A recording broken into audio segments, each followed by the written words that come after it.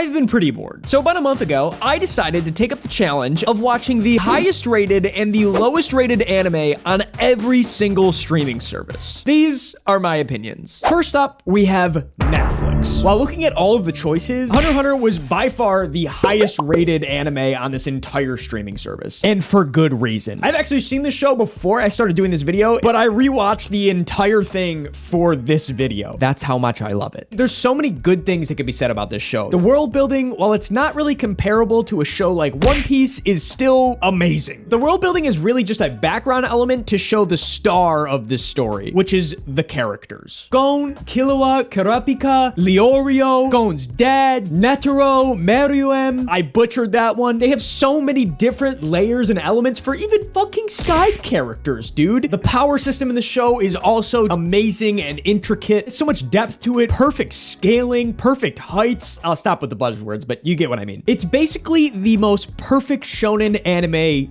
ever. My first watch through the show, I will say the pacing was probably my biggest complaint with it. But the second time watching through, I had such a bigger appreciation for where the story was going that I kind of forgave this in a lot of ways. I think that's due in part to Gon and Killua just being the most lovable duo, maybe of all time. They're so goddamn cute, but so fucking cool at the same time. It is literally what has made me so invested in this show. Not to mention their amazing character development throughout the entirety of the series, specifically the Chimera Ant arc, which I don't want to spoil too much. This arc is long, but what Togashi achieves with these characters within that short time frame, it seems.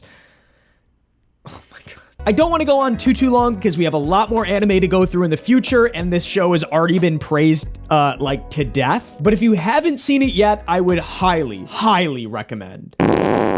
Enter the anime. I thought this would be a little interesting because it's disguised as a documentary on the birth origins of anime. Sounds pretty cool. The problem is it's made by Netflix.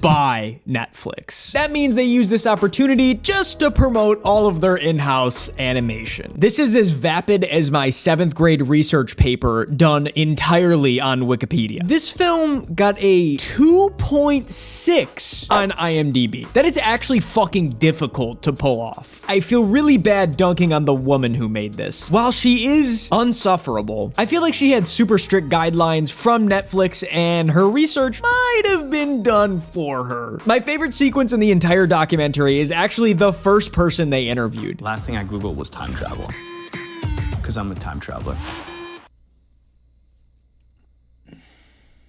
I literally have a power glove that I wear. This is Mushi. She's human, so she like literally understands English. This dude is not living on the same planet as us. This is the creator of Castlevania, an anime made in 2017. What a perfect place to start if you're really looking to dig deep into the origins of this art form. Anyways, after this guy's part went away, all of the entertainment ran away from this documentary. All the other people that were being interviewed got like 10 to 15 minutes to basically infomercial style promote their show. And once again, I feel bad bashing on these creators because some of these shows are really good. I've heard really good things about Castlevania. Baki was sick, but this documentary feels slimy. Not only does the girl seem completely uninterested in what she's making the documentary on, it just seems like a sly tactic that Netflix tried to pull off to get new anime watchers to watch their shows. 0 out of 10. Actually, 1 out of 10. That Castlevania guy, he made my day. I had a totally different pick about a month ago, but that was before HBOMax decided to nuke their entire catalog, and now they have like 7 anime. So out of those 7, this was a very easy pick out of the lineup. Jujutsu Kaisen is by far my favorite new school shonen anime, and it even beats out Demon Slayer, in my opinion. The pace is cutthroat. The art style is like dark, gritty, bloody. It's awesome. Not to mention all the domain expansions have just the craziest art ever. The thing is, I don't know what more you could want out of this genre. Yeah, it plays into a little bit of the pre-existing tropes that kind of run this genre, but it does it so well and it pays homage to the series that it takes from, and it does it without a hitch. For the short runtime that they had on this show, every episode feels complete to me. Gojo would probably make me switch sides. Sukuna is a badass villain that I cannot wait to see more of, but I think the reason the show stands out so well is because it does every section of a shonen anime really well. While the storytelling might not be jaw-dropping or anything that you haven't seen before, this show has such a strong foundation of character designs, powers, settings, that you really can't fault it for anything. Anyways, let's move on to the worst of HBO Max.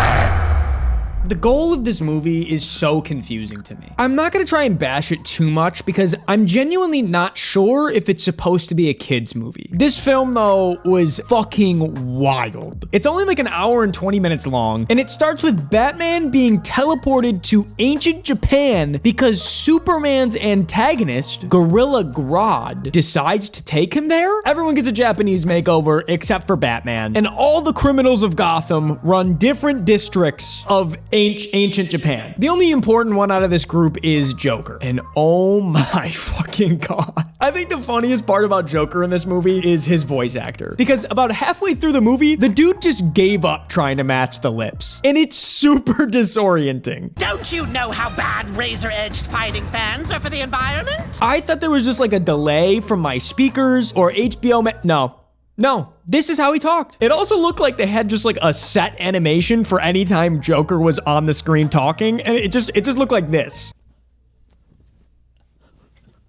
Oh my god. Anyways, there's like a million characters in this movie. There's every single Robin, Catwoman, Harley. Let's just skip to the climax. Basically, the first half of the movie is them kind of justifying why Batman's here and why his gadgets work. And then about 45 minutes later, they just give every criminal in Gotham fucking mechs. Gigantic mechs. A lot of them are just like themed dojos, and you guessed it, they all combine, like Power Rangers, into one gigantic villainous mech. And of course, Batman has to have a mech too to compete with them, made of fucking monkeys. I swear to God, I'm not bullshitting you. When the monkey mech that they made for Batman isn't enough, the ancient Bat Clan has to come in and upgrade the mech for him. Like, how does this even work? Why does he look like a PlayStation 2 character? I don't even see how the bats are making up. I can't question it too much. I think this movie hurts so much because I am a big fan of Batman. I thought this could have gone well. What they did to my boy. This didn't have to exist the way that it does. Moving on to Hulu, the first best pick of the video that isn't a shonen anime. Attack on Titan in its simplest form is a story about humanity. Humanity, but if we lived inside of cities that are surrounded by walls because there are man-eating Titan giants that try and eat us every single day of our lives. The story follows Eren Yeager. Oh. Nope, he's not that hot yet. As he vows to stop the Titans from causing mass destruction on the human race. While this show does have tons of really cool shonen moments, the beauty of the experience is in the air of mystery that surrounds almost every single part of the world that they live in. The world has this awesome blend of like fantasy and dystopia, but I think the best way to capture it is just calling it the Game of Thrones of anime. On one hand, you see cool shit like this.